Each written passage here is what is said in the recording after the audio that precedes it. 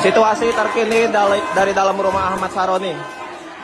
Semuanya sudah habis, hancur, diamuk sama massa.